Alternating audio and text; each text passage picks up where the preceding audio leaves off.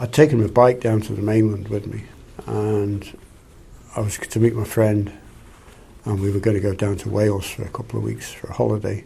After a couple of days on holiday, I noticed a lot of pain in my liver area. I didn't know what it was, and then my friend said, "You're looking very yellow." And I looked in the mirror, and I was looking very yellow. I just went to bed in the hotel, and I think I was in bed for 2 days. And then I rode my bike back to my sister's. She lives in Newcastle under Lyme. It was raining, of course. When you're on a bike and you're ill, it's raining. I went to see her GP on the Monday, and he said, "Well, do you want a taxi or an ambulance? Because you're going to the hospital now." And I got there to the specialist unit, and the specialist saw me. They admitted me and stabilised me. They gave me drugs to stabilise me. And his advice at the time, this was in England, his advice at the time was go back to Scotland because I can't give you any drugs. And sure enough, I came back to Scotland and got the drugs. First of all, they put me on spironolactone. That's what they did in England to stabilise me, to get the fluid off me, body like. They gave me Harvoni and ribavirin. It was a 12-week course. Following the 12-week course of Harvoni and ribavirin, I felt very well. I felt really good. I thought, yeah, it's gone, you know, and I was full of energy and full of life, like a normal person, you know, and so happy that it was gone.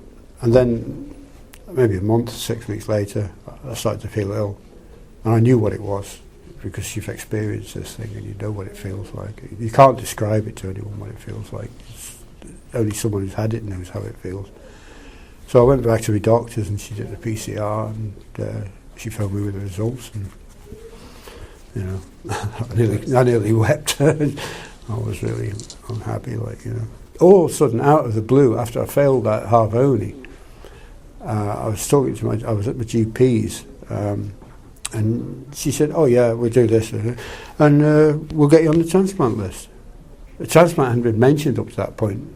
No one had told me how sick I was or how badly my liver was damaged. A real shortage of information in this process. The medics know it all. They don't seem to want to share it, or don't seem to think there's a need to share it.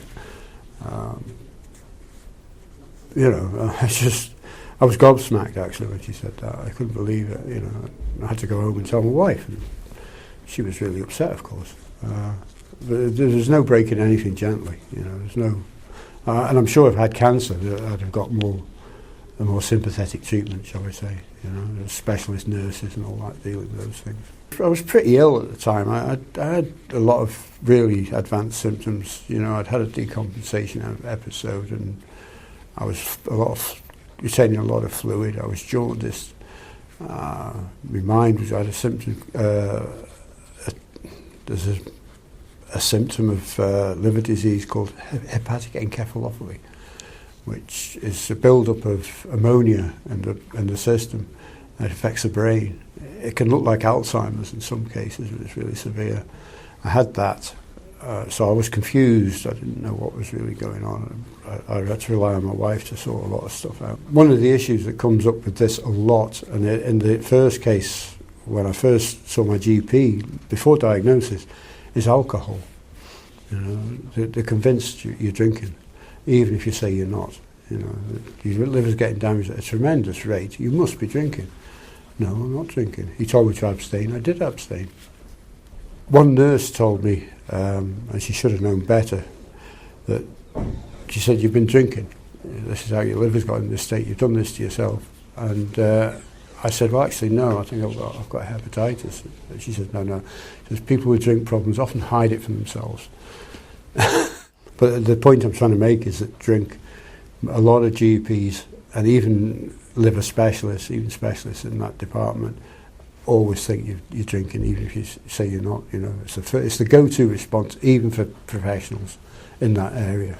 Drink. You know, that was that. They put me on the list. I went home. Waited 6 months or so, and I was sitting at home one Sunday afternoon. My wife had gone out. I was sitting there feeling sorry for myself, and I got the phone call. We've got a liver. Thank you very much. And then the liver's infected. So I was transplanted with an infected liver. but it's healthy-ish.